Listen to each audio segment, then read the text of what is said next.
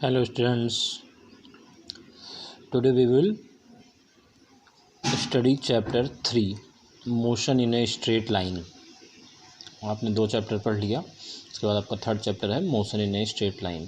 We shall confine ourselves to the study of motion of objects along a straight line, also known as rectilinear motion। अपनी study को हम सिर्फ straight line motion के लिए, one dimensional motion में हम confine करते हैं, मीन्स रेस्ट्रिक्ट करते हैं, और इस मोशन को, वन डायमेंशनल मोशन को रेक्टिलिनियर मोशन भी कहते हैं। Kinematics, in kinematics we study ways to describe motion without going into the cause of the motion. Kinematics is a branch of physics, ये फिजिक्स की ही एक ब्रांच है जिसमें हम मोशन के बारे में स्टडी करते हैं कि मोशन कैसे होती है, लेकिन इसमें ये नहीं हम आपको बताएंगे कि मोशन किसकी वजह से होती है, क्यों होती है, मतलब without going into the cause of the motion. Motion के कॉज के बारे में कोई डिस्कशन नहीं होने वाला। मोशन का कॉज क्या है? फोर्स के बारे में कोई डिस्कशन नहीं होगा, ओनली मोशन के बारे में डिस्कशन होने वाला है। Distance, displacement, acceleration, velocity, speed, इन सब चीज़ों के बारे में आपको इस चैप्टर में पढ़ना है। पहला है पोजीशन, या जिसको आप किस पोजीशन कोई ऑब्जेक्ट है।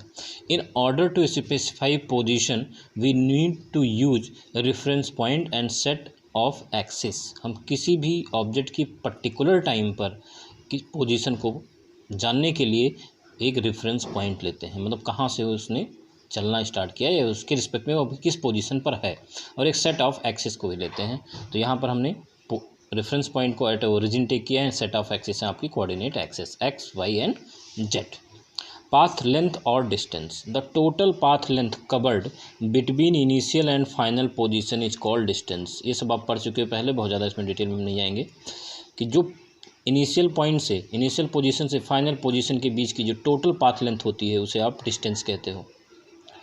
Displacement, the shortest distance between initial and final position in known as displacement, मतलब शॉर्टेस्ट पाथ है इनिशियल फाइनल पोजीशन तक पहुंचने के लिए, उसे आप डिस्प्लेसमेंट कहते हो। तो मैग्नीट्यूड ऑफ डिस्प्लेसमेंट मे और may not be equal to the path length traverse by an object. Simply हम ये कह सकते हैं डिस्प्लेसमेंट हमेशा पाथ लेंथ से छोटा होगा या इक्वल होगा, कभी वो बड़ा नहीं हो सकता है। और displacement is denoted as delta x is equal to x2 minus x1। x2 is the final position, x1 is the initial position। तो इनिशियल और फाइनल पोजीशन के बीच जो शॉर्टेस्ट डिस्टेंस है, फाइनल या इनिशियल पोजीशन के बीच जो शॉर्टेस्ट डिस्टेंस है, उसे हम डिस्प्लेसमेंट कहेंगे। Average velocity is defined as the change in position और displacement divided by time interval delta T. Mean simply average velocity क्या है? डिस्प्लेसमेंट अपॉन टाइम है। तो वी बार से एवरेज वेलोसिटी सिंबल है, डिस्प्लेसमेंट हो गया x2 minus x1, final position minus initial position, और final time minus initial time, ये हो गया delta x upon delta T. Delta यहाँ पर डिफरेंस के लिए यूज करते हैं, मतलब जो भी x में डिफरेंस आया वो डेल्टा x, टाइम में डिफरेंस डेल्टा टी। तो average velocity delta x upon delta T, ये आपकी एवरेज वेलोसिटी हो गई। Position time graph for an object moving with positive velocity and moving with negative velocity at rest. 3 graph आपको बनाए गए हैं। यहाँ पे देखिए पोजीशन आपको दिखाई गई वाई एक्सिस पर और टाइम है हॉरिजॉन्टल एक्सिस पर, एक्स एक्सिस पर।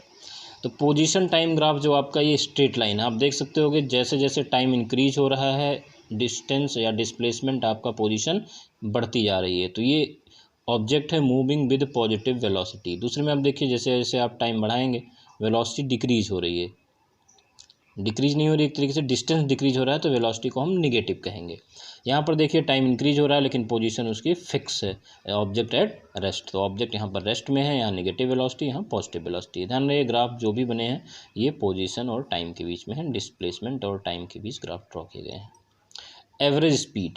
Average speed is defined as the total path length travelled divide by the total time interval during which the motion has taken place. तो average speed is total path length, जितना total distance आपने cover किया है, divide by total time कर देंगे तो आपको average speed आ जाएगा। स्पीड इज, जैसे आपने लिखा था, speed is in general greater than the magnitude of the velocity. Speed generally velocity से ज़्यादा ही होती है, क्योंकि टोटल पाथ लेंथ हमेशा डिस्प्लेसमेंट से ज़्यादा ही होगा। तो डिस्टेंस, डिस्प्लेसमेंट, ये सारी कैसी हैं, इनकी यूनिट है मीटर, क्योंकि ये लेंथ है। और स्पीड, वेलोसिटी, इनकी यूनिट है मीटर पर सेकेंड। मैंने आपको लिखा नहीं, आप बहुत बार पढ़ चुके हो। और डिस्प्लेसमेंट वेक्टर क्वांटिटी है, क्योंकि वहाँ डायरेक्शन की रिक्वायरमेंट है। डिस्टेंस स्केलर क्वांटिटी है। इसी तरह स्पीड जो है आपकी, ये स्केलर है, इसमें डायरेक्शन का कोई रोल नहीं है, क्योंकि आप टोटल पाथ लेंथ कवर कर रहे हो। लेकिन जो वेलोसिटी है वो वेक्टर क्वांटिटी है, क्योंकि वहाँ पे आप शॉर्टेस्ट पाथ को कवर करते हो। Instantaneous velocity and speed.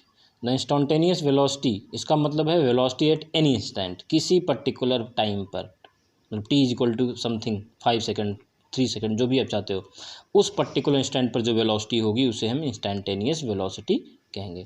The instantaneous velocity is defined as the limit of the average velocity as the time interval delta T becomes infinitesimally small. Simply कहने का मतलब ये है, जैसे कि आप पूरी जर्नी कंप्लीट कर रहे हो, तो वो आपकी जर्नी क्या होगी, उसमें आपकी स्पीड, वेलोसिटी चेंज हो रही है पर्टिकुलर टाइम पे। लेकिन हम किसी पर्टिकुलर टाइम पे जब बात करेंगे, उस समय आपकी जो स्पीड होगी उसे इंस्टेंटेनियस वेलोसिटी कहेंगे। मतलब आपका जो टाइम इंटरवल है वो बिल्कुल स्मॉल होना चाहिए, किसी पर्टिकुलर टाइम पे होना चाहिए। तो इसे हम लिखेंगे v is equal to instantaneous velocity is equal to limit delta X upon delta T, और ये है delta T approaches to zero. मतलब टाइम इंटरवल आपका जीरो हो, टाइम इंटरवल जीरो हो जाएगा तो जो रेशियो होगा delta X upon delta T का, ये इक्वल टू जीरो नहीं हो रहा है, ये अप्रोच टू जीरो, मतलब बहुत ही स्मॉल होने वाला है।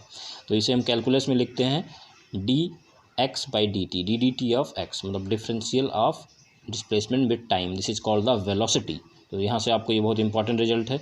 It is difficult to show this process graphically, but if we use numerical method to obtain the value of velocity, the meaning of the limiting process becomes clear। तो इसको graph पे दिखाना थोड़ा सा मुश्किल है, लेकिन आप मैथमेटिकली इसको कैलकुलस से फाइंड कर सकते हो। This is instantaneous velocity. तो change in displacement upon time, v is equal to D X by D T हो जाएगा ये आपका। नेक्स्ट है आपका, for uniform motion velocity is the same as the average velocity at all instants. अगर आपकी motion uniform है, जैसा मैंने आपको ग्राफ में दिखाया, तो हर पॉइंट पर यहाँ पर वेलोसिटी आपकी सेम रहेगी, एवरेज वेलोसिटी चेंज नहीं होगी हर इंस्टेंट पे। Instantaneous speed is the magnitude of velocity. तो स्पीड में क्या होती है, डायरेक्शन होती है, लेकिन पर्टिकुलर